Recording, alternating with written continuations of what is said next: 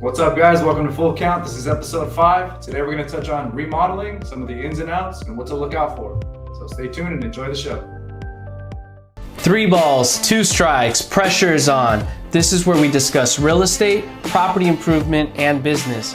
Together we'll strategize on how to win. Welcome to the Full Count.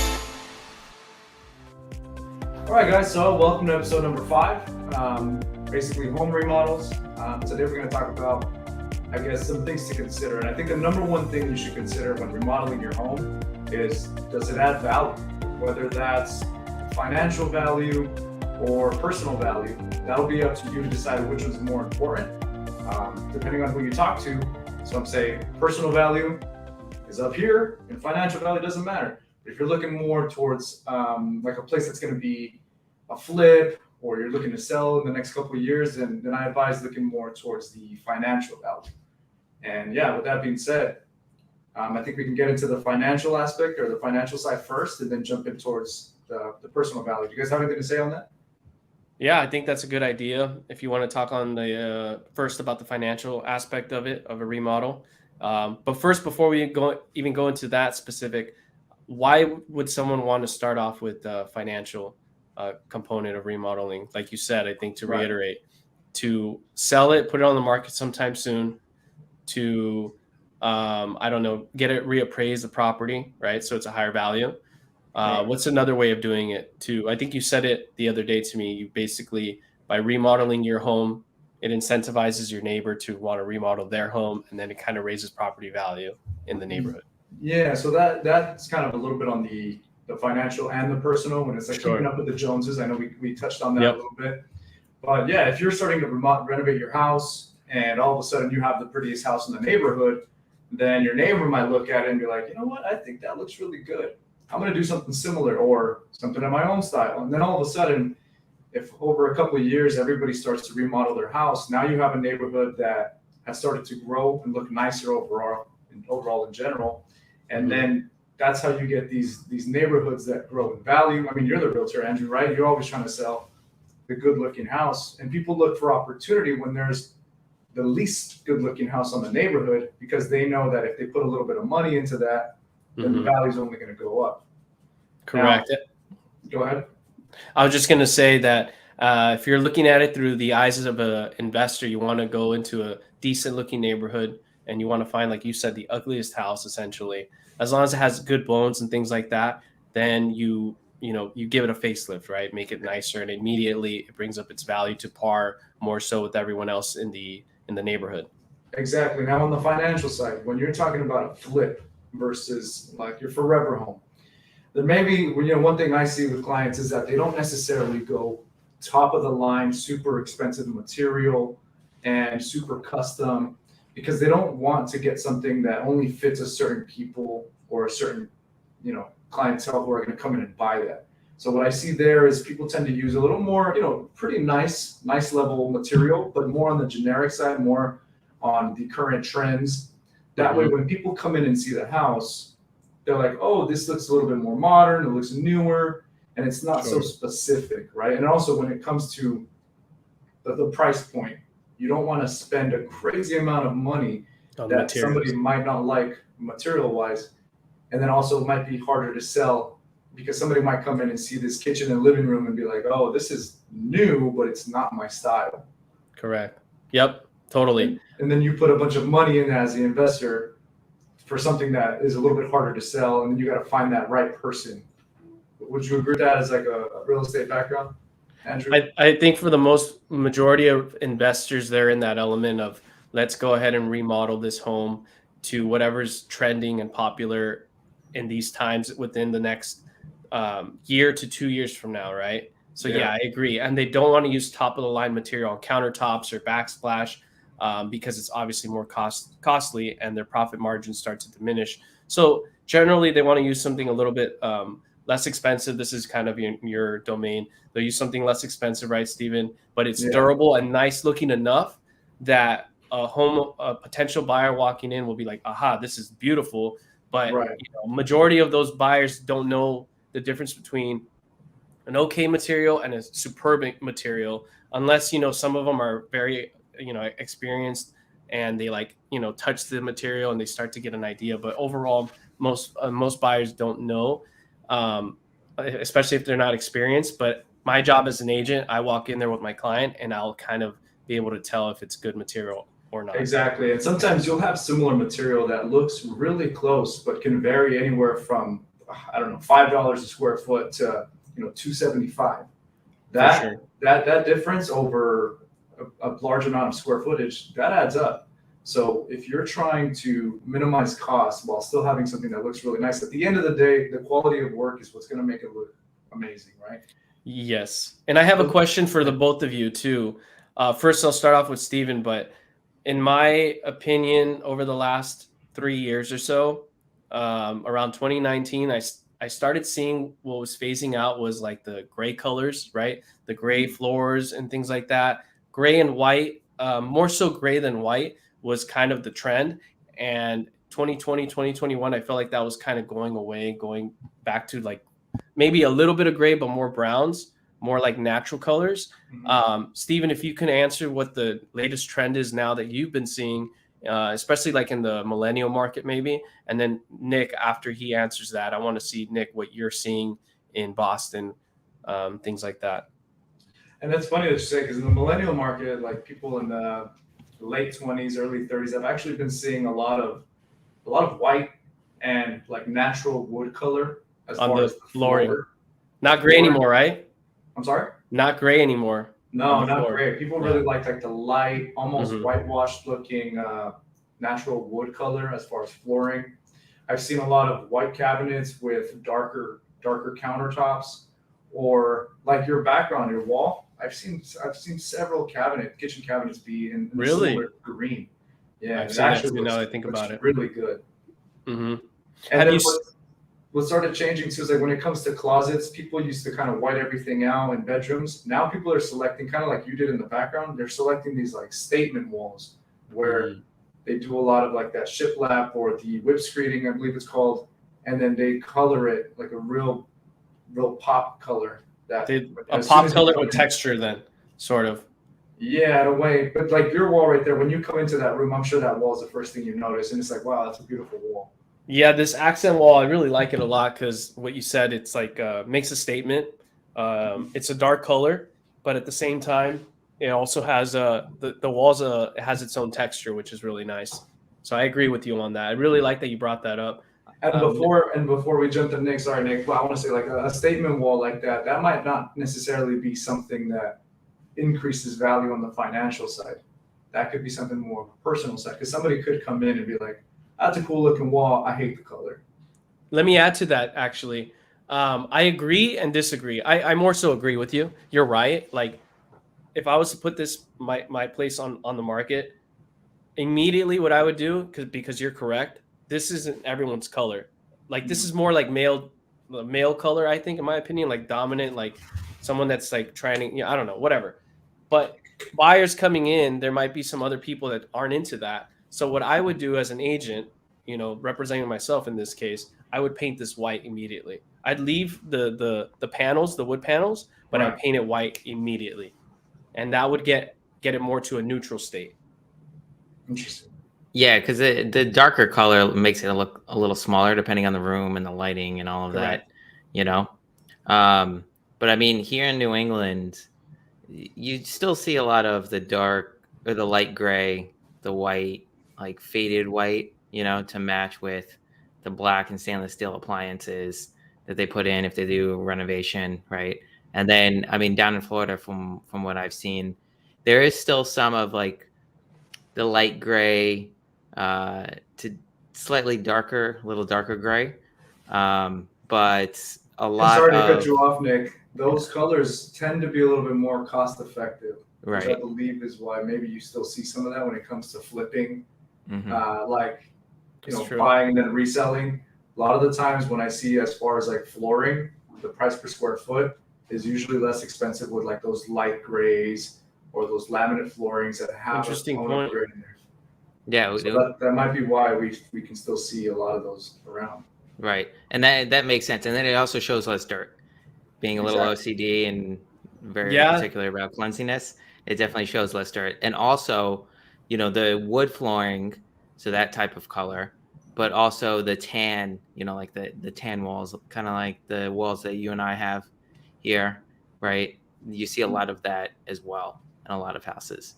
So I think that's a good place to kind of pivot to start to talk about and get your perspective, Stephen, Sure. on what makes most sense for somebody to do and consider remodeling, whether or not they would get a return on their investment, right, for what they're paying Right. for it, whether it would increase their home value overall or not. What are you seeing as far as those aspects go? Well, since we're touching on flooring, so flooring is a big one that does tend to give you a return on investment. Now, it depends on the type of flooring. Like if you're going, natural wood, hardwood floors, those tend to give you a pretty, not necessarily your full cost back, but they do maximize the amount of cost that you get back. A lot of like the laminate flooring that I'm seeing, if you get like a really nice color that a lot of people tend to like, I'm also seeing a pretty good investment, like return on investment on those. There are other materials like, what is it called? I'm blanking out. Tile floor, ceramic, stone floor. Tile does pretty good too. It just depends. There's different feels to it. So if you get like a hardwood floor, you're gonna get a little bit, more of like expensive look, a nice like warmer kind of feel to it. Terracotta tile, maybe. When you go to tiles get kind of like a colder. They tend to stay pretty cool. So if you're walking around barefoot, you're gonna feel a lot of like that cold sensation. It's pretty hard.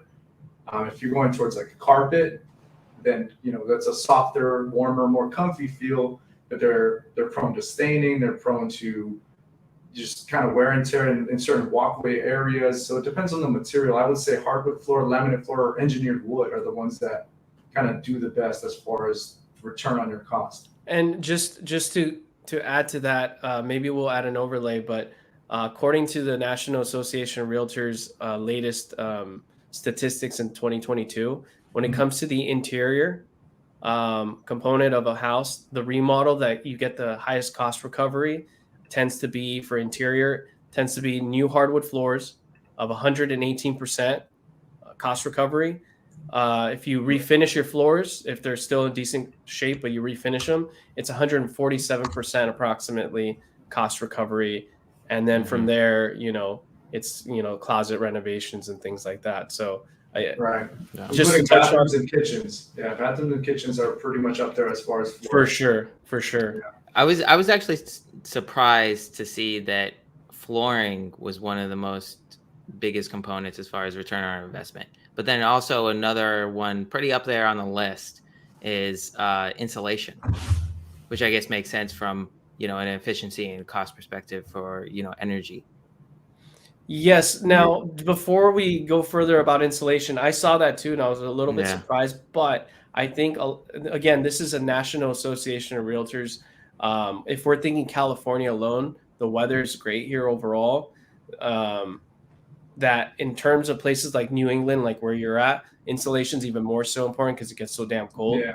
So I think that's the only reason why that tends to be higher than we all expected, essentially, because it would be so important for that. That's probably the first question a buyer may ask, maybe somewhere in the East Coast rather than the West Coast. I don't even think that's something they really bring up too often.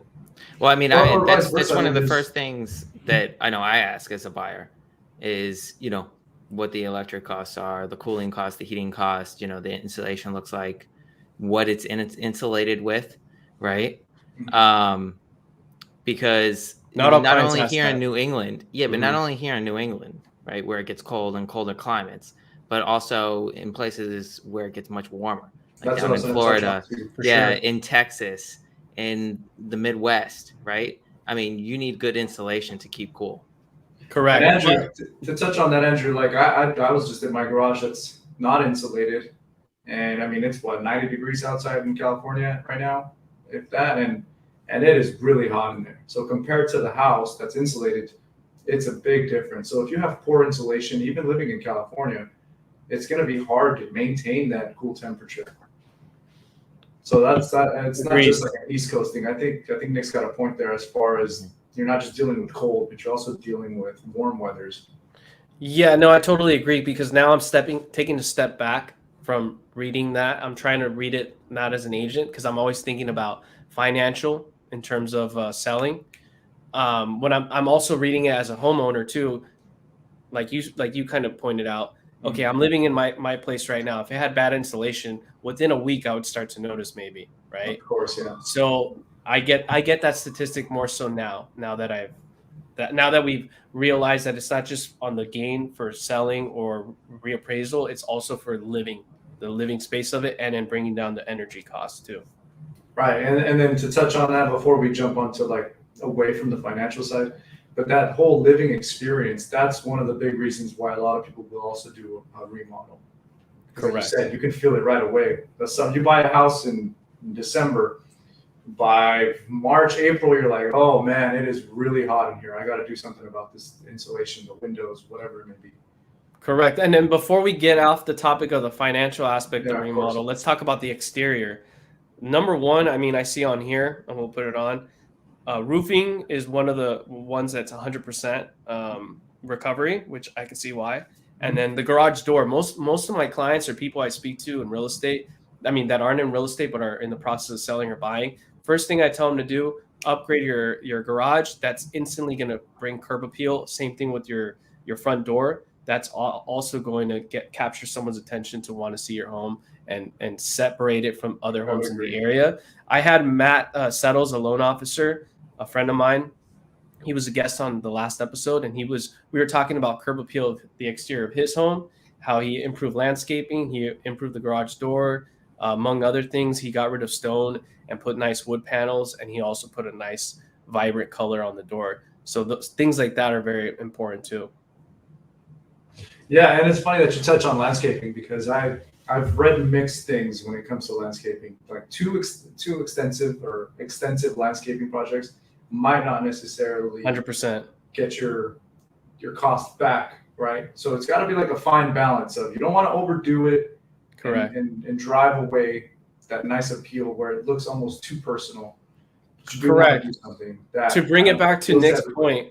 point, to bring it back to Nick's point on episode 4 with Matt, the reason why he did landscaping, he did it very simple. He used a lot of desert plants, and the reason being is he wanted to bring his costs Low down from maintenance. watering the front lawn. He had a bunch of grass. He says, you know what? I'm going to have gravel here instead. I'm going to add these desert plants and things like that for the energy costs to come down. But it looks beautiful. It got curb appeal, and he brought his costs down. So I think he knocked it out of the park. But things like you have to be careful and go with the trends of the area that you're in, right? Because yes, in Southern California, that's more of an appeal, right? And then maybe certain places in Texas, things like that. But then you go to other places like here in New England. I mean, certain areas, on the East Coast in general, that's not necessarily the appeal. People aren't looking for I that. disagree. I think you're right. It depends on the bracket of demographic of buyers or sellers you're looking for. On the East Coast, Nick, in Boston or New York or wherever, or even Florida, the price points that are much higher appeals everything still. The exterior. In a way. Interior. No, not in a way. It's true. Not in a way. It's a fact. Believe me. I don't think Hold so. on, I kind of side with Nick a little bit here because I have No. family in Chicago, and the way that their homes are built, it's older. It's different. historical. Yeah. A lot of their homes are built upwards and kind of more narrow, Mhm. where like I have family who have 2 to 3 story houses, I guess, including the basement, and they don't have much front yard space, much backyard space. The houses are like 6 feet apart from each other, and there's not much landscaping there. So I mean, they all kind of look very similar. I'm not talking landscape. I'm talking appeal, curb appeal, or the aspect of the beauty behind the structure or whatever. Oh, for Yes, sure. As in long as certain you got good areas- outside and you like give it a paint, let's just say you can paint it. Correct. Oh man, you can Yeah. make that house look completely different. That's what I'm saying. I know, I understand where you're getting at, Nick, in terms of like there's certain areas where it's cool to kind of have it rugged exterior and it's whatever, no one cares. But once you walk in, they want to see it beautiful. Again, depending on price point and things like that, neighborhoods. Yeah. I mean, I get what you're saying now. I think because you completely said it doesn't apply to. You almost implied that in the East Coast. I just wanted to bring it back that maybe to some degree that you're 100% accurate, but in the grand scheme of things on the macro aspect, that's where I disagree. Yeah. And if I may, guys, so to bring it all back, I know we started on the flooring aspect, but some of the other things that give you, relatively high percentage back on your cost is something, of course, the flooring, and we touched on landscaping. But I think the next big one is going to be bathroom remodels and kitchen remodels. So those two are the ones that you can kind of minimize your costs as far as material on price per square footage or the expensive material and still get a big percentage back. Because as long as, like I said, the quality of work is there, those are the things that when people walk into those rooms too, it's nice to wow, this is a really nice restroom. For sure. And it'll add value to your home if you're trying to sell later, but also personal value if you're living and you redid your restroom, then that's also great. But those are the two things that I think are also 100%. Up on the list as far as bringing value back to your home. I think those are the two features of a home that's always like number one. You start with those two, and then it comes to garage, roofing, and everything else we discussed, the floors. Because the first thing you see when you walk into a home is almost immediately is the floors. And then, but the number one priority is bathrooms and kitchen. So, and most people spend their time in the kitchen too, especially nowadays with the layout of the home. The kitchen tends to be the area where everyone kind of hangs out and things like that. I could vouch for that. And you know what? It's funny if you watch like a lot of these home remodel ones. When I was younger, in high school, whatever, and I'd see my mom or dad watching one of those home remodel ones, the first thing they would always say is, "Oh, we got to tear this wall down." And I was like, that's such a I don't know. I didn't really like it at the time. I was like, why do we say the same thing? Yeah. And now I get it. Now I'm seeing how so many people want to open up the living space and kind of connect their dining area and their kitchen or their living area. And I'm getting a lot of, tearing walls down to open up the space. So that's another one too that I think people really enjoy and make the house feel bigger. Yeah, because in the early 1900s and I don't know, even 1800s, but I don't even see that out here in the West Coast. That's more of an East Coast thing, if anything. But in the 1900s, early 1900s, property was smaller. A lot of properties only had one bathroom for the most part, or two. That's it. And the rooms were all divided into its own little areas, right? Right. And then nowadays, especially people with the smaller square footage, they want to blow everything out so that they feel like it's bigger. And it's also more of a trend in the last 20 years or so to have an open space as well.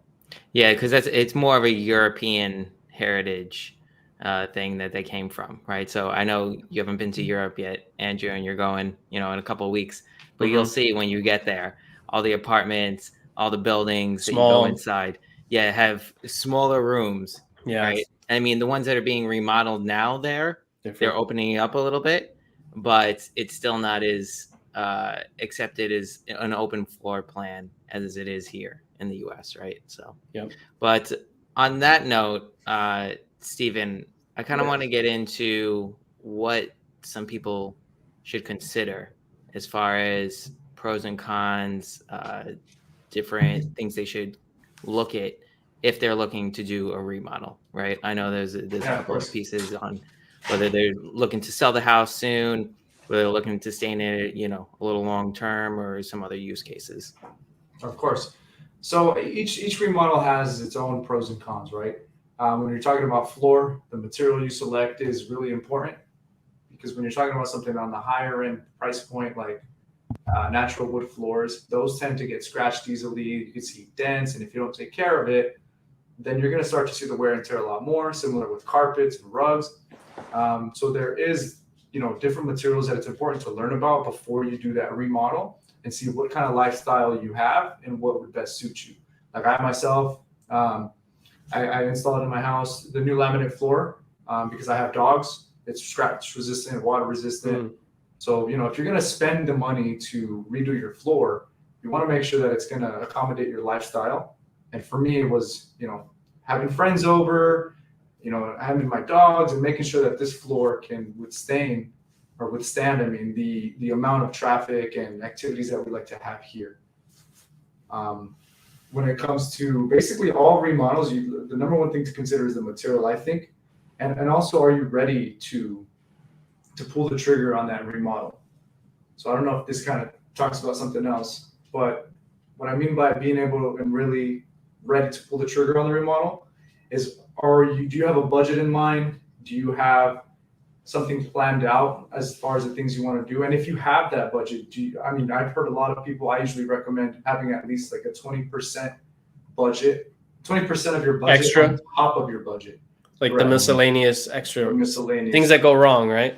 things that go wrong, and not necessarily wrong, but a lot of the times when you start to peel layers off, especially in an old home, if you're working with an old house, like mine's 100 years old, every time I peeled the layer off, I would notice that something's on the verge of breaking or was already broken. And in order to repair that, you had to backtrack. So a lot of people don't consider that. When remodeling a kitchen, there's going to be drywall work as well. That some of the plumbing might not be up to code or in a proper standard. So you think, okay, this kitchen might cost me $8,000, but there might be an additional $1,200 of repiping or drywall work or electrical to move certain outlets from section to section, because now, and if you grew your kitchen, you want certain outlets in different areas. That's why it's important, I think, to have an additional like 20% of your budget on top for miscellaneous costs, damages, or just unexpected things. Steven, would you say though 20% would more so apply to, I'm just generalizing here, a home that's maybe built in the 1960s and after, but something built in the 1920s or sooner, like a 100-year-old home like yours, maybe you should have a higher buffer, maybe 25-30%? Or are you saying 20% for like the 100-year-old homes and maybe a little bit less for newer homes? I would say 20 to 30% for the older ones, and then a newer home, I think the 20% you'd be okay. Okay. Because my job too as a contractor is to come in and tell you, okay, before we start doing any demo, these are the things that you can start to expect. This is what's under this. This is, this house was built in this time, so there's certain wiring is ran this way. So before we even get to that point, this is what you can expect moving forward. So that separates you from a lot of other contractors then, in my opinion. I've seen all of them, all types. Some will just walk in and say, this is going to cost $12,000 to do the kitchen. The floor is going to cost another $8,000 or whatever, and that's it. They just look at it very, very simply, and that's it. But someone like yourself will walk in, maybe generalize on the expenses as well, but they'll go to the kitchen, they'll open things up, they'll touch things, they'll ask for a year's permits and things like that, and say, okay, because I did all this research, it's actually going to be not $12,000 for the kitchen, it's going to be $15,000 because of whatever situation it might be at that time. Right. I also want them to feel comfortable when it comes to, because I really dislike, saying it costs $10,000 and then be like, you know what, I need an additional $2,000 or I need this to do that. Like, that's not cool. And it happens. Sometimes it does happen. There's things that I myself can't see from the outside. I have to literally break it apart and get to that point to be like, oh, wow. Then I'll bring the customer in. I'll be like, this is what's going on here. I recommend we do it this way. If you don't do it this way, there's a chance that later, whatever we just installed is going to get damaged again if this breaks. Mm-hmm.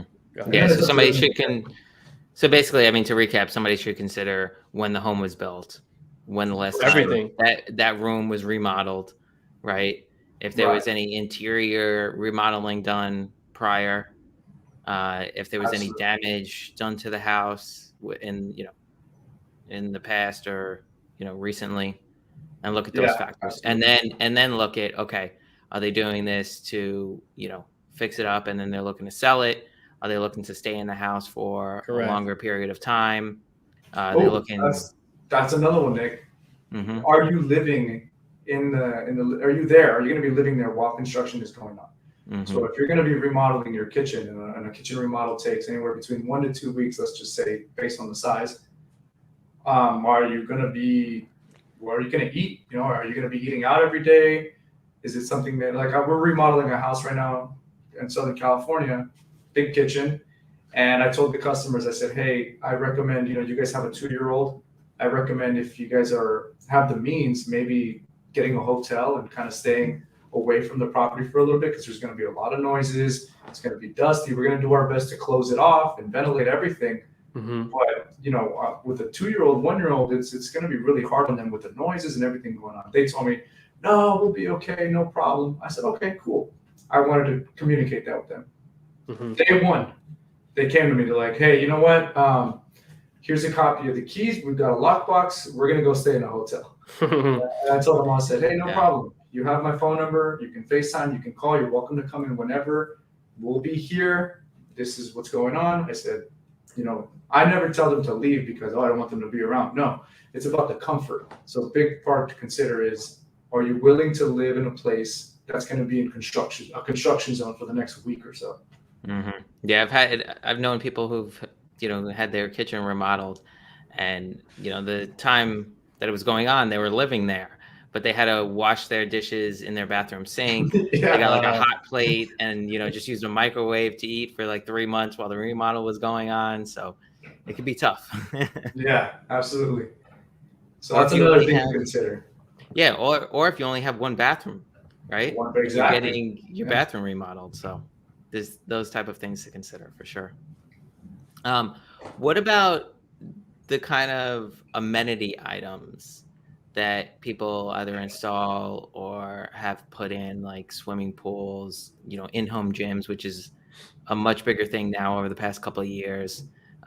Even, certain amenities in the backyard, maybe, jacuzzi areas or decks, things like that. How often do you see that? And what's your type of recommendations for somebody looking to put one of those in? Yeah, so I think that kind of transitions more towards the personal value. Right. Now, Andrew and I had a little bit different thoughts as far as adding a pool. But if we transition more towards like the personal value, the initial question is, your remodel add value to whether you financially or personally? Now, I think a home gym is great. I think having a jacuzzi is great. Having a pool, all that is great. Having a home office. These are things that if you have set money aside, let's say you have your little budget to remodel a room into an office, but all you do is work from home and you're working at your kitchen table and your dogs are bugging you, like that's going to add a huge value to be able to separate yourself, go into that little office and kind of have this room where it's like, this is where I work, and when I leave, my work stays in that room. So that's adding personal value, that's adding more comfort, and that's not necessarily going to increase the value of your house to convert your second bedroom into a little office, right? Because somebody who buys a house next is going to be like, oh, this is now a second bedroom for my 5-year-old or whatever. But personal value, I think, is also something that you should consider when it comes to the financial side. Is the $3,000-$4,000 going to make me feel better every day for the next year or two while I work from home? Mm-hmm. I don't know. Would you agree, Andrew? No, I totally agree with that. When you're living in your home, the reason why you buy a home, I mean, everyone looks at it somewhat as an investment because it is, but at the same time, it's more so personal, right? That's why people buy homes, besides it on the financial aspect. But you want to feel comfortable there. You want to be, you don't want to be working from your kitchen. Your back's hurting because you're on a bar stool. And like you said, your dogs are barking, your kids are running around. If you have kids, you're going to, at that point, say, you know what? I want my own space, especially if I'm working from home. I got to spend the money on an office. Let's go ahead and either build out a whole new square footage and structure for it, or let's convert a bedroom into an office. So it just depends on the scenario, but personal value in some ways can be even more important than the financial. I agree with that.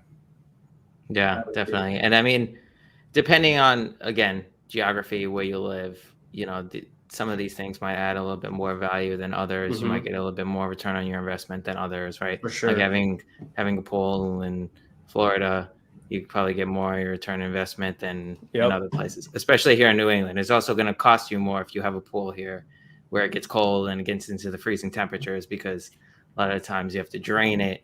You have to prepare for the winter and all that. And then you have to work. Yeah, a lot of work. A lot of work, a lot of money for maintenance too. Now, Andrew, when it comes to a pool, I know we had a little bit different thought or viewpoints on that. I'd like to hear next too, because in my opinion, I think adding a pool is more of a personal and not so much necessarily a financial gain. Andrew, you disagree? I think that adding a pool could be a little bit more of a loss in the future. Now, I guess it does depend on the neighborhood and where you're at. Yeah. Well, I agree a lot with you. I think overall, it's hard to generalize. I'm trying to put my mindset in different neighborhoods, different price points, things like that. But overall, I would say before the last 5 years, I think a pool it was a big feature, but it wasn't as big of a feature as it is today in terms of importance of having a pool.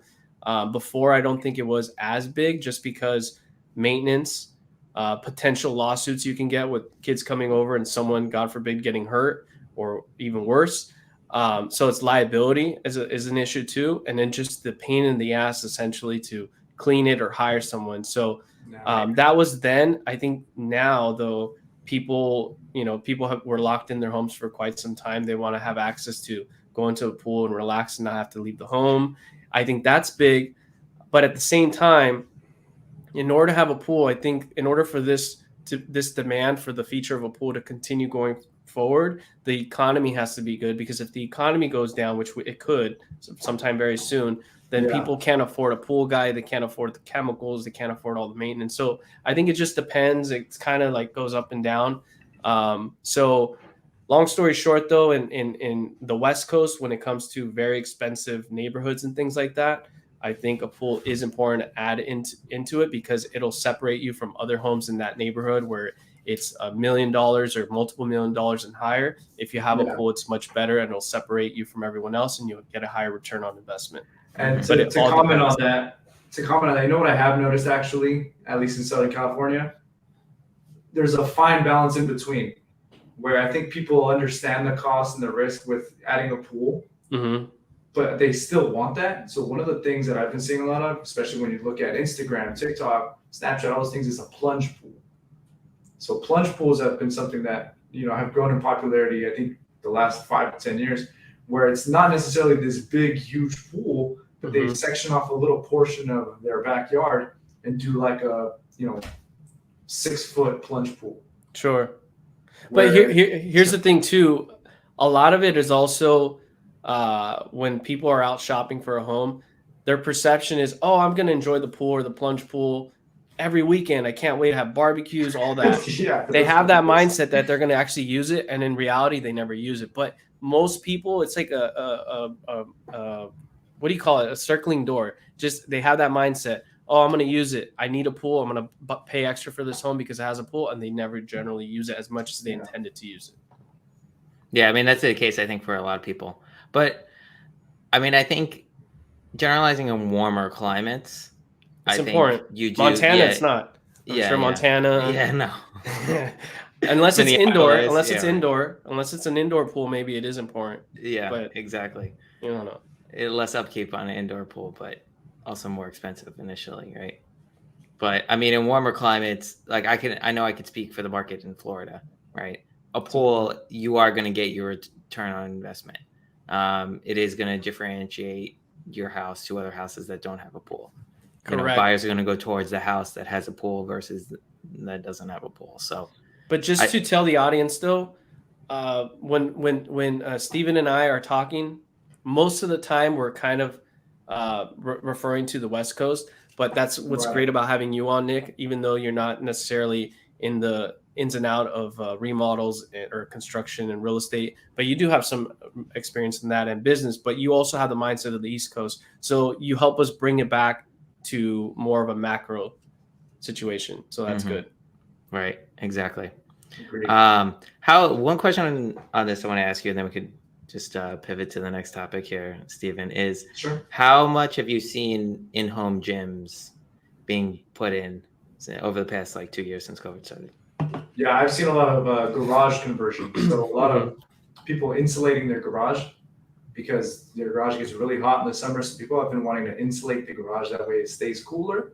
They add maybe a little portable AC, a window AC, and then boom, you got yourself a fresh little gym where all you got to do is buy, whether it's a big weight set, add like 1/2 inch, 3/4 inch rubber mat flooring. And I've seen a pretty good amount of conversions. And on my part, more installation, because people tell me, oh yeah, I don't have the weights yet, or I don't have this and that, but I got to make sure that garage gets cooler because I want to convert that into a little home gym. So I have seen an increase over the last, especially during COVID. That was one of the big things. Making sure people's garage is insulated, covered, drywall, adding maybe can lights, and just eliminating that garage feel and converting it more towards like a bright, cool room where they can add a TV, play some music, and then eventually get the weights in there. So yeah, I have seen an increase in as far as insulating the garage and making sure that it's a cooler, tighter place.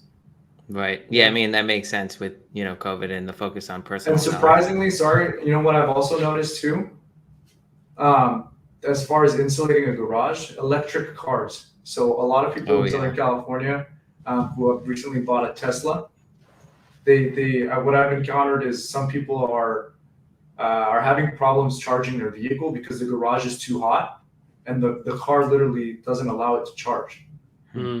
So they have to insulate the garage and bring down the temperature in order to allow it to charge. That's the first time I've heard that. Interesting. Yeah, so I've had a couple. I did not know. I've had a couple experiences with that where it's too hot in there, and the vehicle's literally. It's like when your iPhone is left in the sun, and it's like I can't work right now. This doesn't have to do with the amps in the box, though, right? This is a separate thing. You're talking literally the heat external. Literally the temperature it doesn't allow it for charging. So I've had to insulate garages in order to let people, because people were like, yeah, I keep putting in my car and there's no battery in it. And then they call Tesla and they're like, oh yeah, well, what's the temperature in there, this and that. And then it literally says like in the car, I haven't seen it, but clients tell me that the temperature is too hot for the car to continue charging. Wow. Yeah, like when you said the iPhone gets too hot, it just shuts down and you get the little screen that says, exactly. So I've gone to several garages and had to install insulation, install some form of venting system in their so in between the insulation and the roof. I forgot the name of these things that we install, but you create a channel, basically like a 2-inch gap in between the insulation and the roof, and then like a venting system to keep the airflow coming in and out, and then prevent it from passing through. And that severely drops the temperature in there, and then they don't have the problem charging their vehicles anymore. Interesting. Yeah, that's important. I like that. I like that you brought that up. That's a good point. And by the way, it's a very, very different new issue, I guess you could say. But at the same time, for me, like certain clients of mine, especially I'm talking for buyers, when I have buyers go see property with me and they narrow it down to 2 or 3 that they really love, I always recommend if they want to bring in a contractor like Steven to come in and see the house with them, and they can kind of give them the ins and outs of what potential issues they may have or what they can do, where the load-bearing wall is and things like that. So I think that's important when it comes to a contractor to come and vet the house for you. True. Yeah, and I like to be open. I mean, like when you're talking about, going back to the remodel site, when you're talking about selecting a contractor to work with, I think it's important that there is some form of either contract or open communication, because it'll protect you as a homeowner and myself as a contractor. I always like to create a contract that lays out exactly the work that we're going to be doing, the steps, the time frame, and then here's the cost. And if you have any questions, we can meet up and refer to the contract. And I always make sure that, the customer signs and agrees with everything. We go over it together. And then that way, when they come in, like, oh, what are you guys working on today? Oh, this portion right here. I like that you do that. You keep it very professional, and you get what you pay for too. I think you're actually rated pretty well in terms of your price points. I think you're very reasonable for the service you offer and your professionalism. But again, there's some buyers, or not buyers, but clients that, they want to go on the very cheap end, right? They want to spend as little as possible on a contractor that will cut corners, and they're cool with it. But then when they hire them, then, things start happening and then they regret it. So I really like that you do that. I think that's key. So Steven, what's some things that if somebody's looking to do a remodel and they're kind of testing out some contractors, having some initial conversations, what's some things that they should look for as far as, the contractor being insured, bonded, licensed, etc.? Yeah, I think having the license, insurance, and bond are very important, especially if you're doing a larger scale remodel. You want to make sure that if something were, God forbid, to go wrong, that you're covered not only as a homeowner, but as a contractor like myself. And one of the things that I like to do personally is I like to keep most of the things in-house. So if it's something that myself or my team can do, then we do it. We don't like to subcontract too much. There's times where you need a specific trade to come in. and take care of that thing. And that's also part of the contract. In the contract, it says, we might subcontract for this, and that, but for the most part, we will be doing the scope of work here, and here. And what that does is, first of all, it'll minimize your cost, right? Even though I'm technically a general contractor, our team is not really subcontracting as much as maybe other contractors. We have a pretty solid team with a wide range of ability that is able to do, whether it's plumbing, drywall, painting, and we kind of work as a squad to take control of those situations. So I think when you're looking at a contractor or picking somebody to work with, maybe asking them to, hey, is this something that you're going to be subcontracting, or are you going to be doing the work yourself? How does that work? Because that could also take into effect the overall price of the project. And then also liability. Like, I've heard of nightmare stories where a general contractor subcontracts a plumber to come in, and the contractor wasn't there, gave access to the guy to come in and work on some pipe work inside. Plumber was doing some soldering in the wall, accidentally lit insulation, didn't notice, and the house lit on fire. Oh, shit. So, if that subcontractor Yeah. doesn't have insurance, doesn't have a license or any of that, then it all falls on the contractor. If the contractor is not insured, and they could just disappear. If there's no contract or anything, they're just gone. Who knows? And now you as a homeowner, now you're stuck with a burnt down house. You're dealing with your insurance. There's a lot of things that could go wrong. That's why I think it's good to work with somebody who's licensed, bonded, insured, dealing with a good, clear contract and understands, hey, this is what's going on. This is what we're going to do. These are the steps. This is the price breakdown. And if you want to be there watching us work, great, come on in. We're going to do what we need to do. And I like to be open and clear about what it is, what's the process, what step are we at. And I don't recommend you stay because it's going to be loud, it's going to be dirty. I was going to ask you, do you see people oftentimes want to watch your work as you're doing it, or do most people just let you do what you're doing? Like all time Italians, like my dad, who just stand there and watch you do everything. I've had people like right over my shoulder, and then wow. I try not to look or anything. I just tell myself I know what needs to get done. I have a time frame because, like you said, Andrew, my price points are pretty fair, I think, too. And I make it so that I leave it on myself to make the profit. So I know my time frame, I know what it is, and if I can execute my plan, then that's where my profit comes in. If I don't, and it extends, or like I run into problems, or our team does something improperly, then that starts to pay, or that's where my profit starts to kind of disappear. Sure. So whenever I have a client, I'm like, yeah, you're welcome to come check it out. If you have questions, I'm right here. But boom, I'm working, pop, pop, pop, pop, pop. And what I've noticed is that they see me kind of doing it and going and boom, boom, and they kind of go, yeah, I'm just gonna leave them because they trust you. Yeah, and you build that trust with them. Then they get comfortable and say, okay, you know what you're doing, you're experienced, and you don't let I know you don't. I'm pretty sure you don't, but I'll let you answer. The workers that you hire or on your team, you don't let them drink beer while they're working, right? Oh no, absolutely not. I see that. Yeah. I see that happen often. Not even intentionally, the person that got hired, but behind their back. That's why it's good to have someone like yourself that's constantly on site overseeing their people, because if you're not overseeing them, people may, bring in a bottle of beers and start, working away. Yeah, and I've had multiple projects going at the same time, and that's why it's nice to partner with my dad, where we could be from different site to site. Sure. We have an understanding of okay, if JC, my dad, Juan Carlos, JC's over there, then I know he's got that down. He's over there managing that, and I'm over here. I like to get more down and dirty. I like to actually do the trade myself. I enjoy it. I feel like my day flies by like this.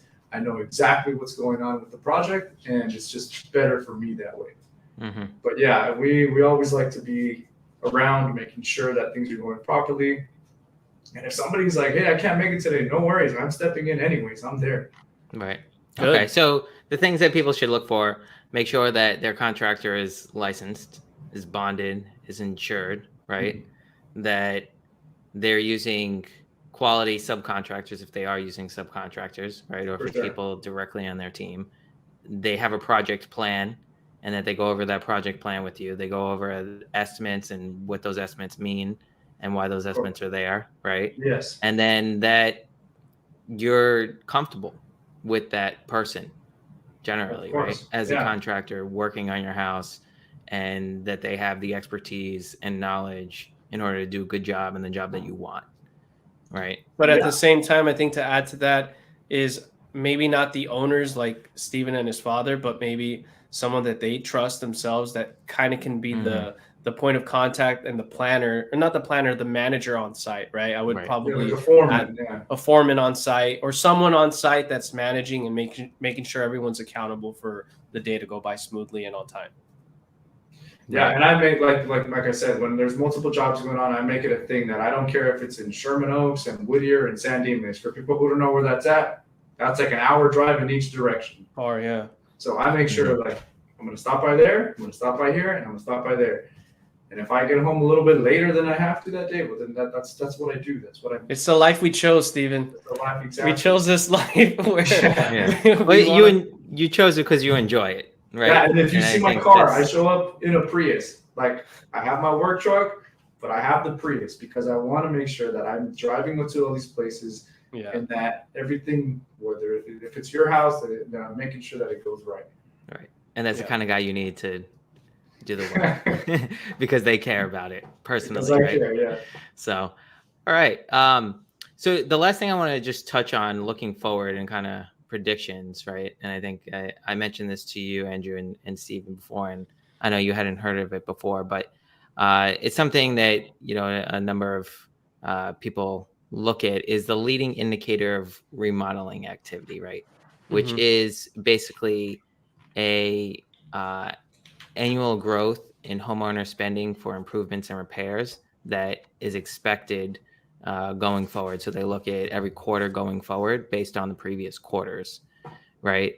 And this is done by the Joint Center for Housing Studies at Harvard University. And they usually, I think they produce this and come up with a new estimate every 2 quarters, so every half a year. And the one that they most recently came out with was showing that there's going to start to be a decrease in percentage of rate of change in the amount of remodeling activity going forward over the next 2 quarters of 2020 and into 2023. But the amount of money being spent on remodeling is still going to increase. It's not going to increase as exponentially as it has over the past 2 years, but it's still projected to increase so right now it's about $400 billion that's being put into remodeling, and it's projected to increase to about $450 billion. But that rate of change is supposed to kind of start to level off. So not as many people are looking to put money into remodeling as they have obviously over the past 2 years. It's probably volume is what it. I haven't read the article yet, but I've seen the graph with you. I think the volume of remodels may come down, but the reason why price point of cost of remodels is going to continue going up, not exponentially but gradually, is because of inflation, I think. And the other reason why it dips a little bit in the graph is because remodels, in my opinion, is tied to the economy, and they're foreseeing a recession or some type of slowdown as we've been seeing this year to continue, and that's why the volume is probably coming down on remodels. Right, and that goes back into our conversation that we had around inflation on our previous episode. And just so if you guys haven't watched that, feel free to go back. Episode 3. Look at that. We didn't have Stephen on there, unfortunately. And Nick, is there a differential there with commercial and residential remodels? Yeah, is this both, Nick? No, I think this is just residential remodels. Gotcha. Yeah. Yeah, that's that's definitely a great graph or data to have in your back pocket and to take a look at it, Stephen. Also for myself and even homeowners as well. But I think the reason why it also probably doesn't dip completely downward, even if there is a large recession and they still predicted to go up a little bit, maybe deviate downward a little bit. The reason why it's probably not an extreme dip down is because as we mentioned on episode 3, I think, Nick, more people are staying in their homes. They have a lower interest rate than ever before. They don't want to leave their home. They don't want to sell it. So they want to stay in place. And when you stay in place, what do you want to do? You want to enjoy where you live on the personal side of value of the interior and exterior of your home. So you're going to spend money on a remodel. Right. Exactly. Makes sense. And then just to verify your question, Andrew, this is for home improvements and repair spending for owner occupied homes only. So, okay. So it's even, it even deviates a little further. Right. Yeah. Okay. That's good. That's good. Mm-hmm. Good to know. All right. Great. Well, I think that's a wrap. I think we had some quality information for you guys regarding remodeling, things you should consider, things you should look into as far as looking at contractors and things to keep in mind. So hope you enjoyed. Thing, you know what, Nick? Sorry, one last thing. Okay, when it comes to remodel, like Andrew touched on too, I think that the personal amount of value, the personal amount of value that a remodel brings to your lifestyle is the most important part. So if you're a person out there who wants to DIY something, go ahead, man. Enjoy the process. It's going to take you a little while, but have fun with it, because I guarantee when you're done, it's going to be great. It's going to make you feel good. And right. I'll be honest, you don't necessarily need a contractor for certain little things. Little things, yes, but big things, maybe not. Well, maybe. I mean, you might find that you enjoy it, like you did, and that's ultimately what you want to do. And if you don't enjoy it, bring out your creative side. That's right. And the one thing we didn't touch on today, we can do it for another day, Steven, especially you can touch on this, and we can bring someone else as well. Permits. What you should permit, what you may get away with not permitting, and what is the absolute always get it permitted. So that's the thing. If you do it yourself, you need to know, what do I need to permit? What am I okay with not permitting?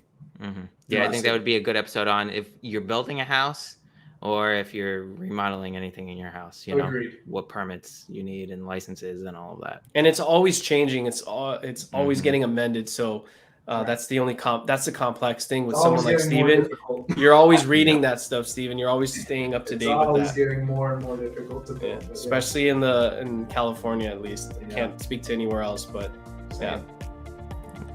All right, guys. Well, thank you guys for tuning in. Comment below. Let us know what you think. Have questions to other topics that you want us to touch on in the future. And like and subscribe.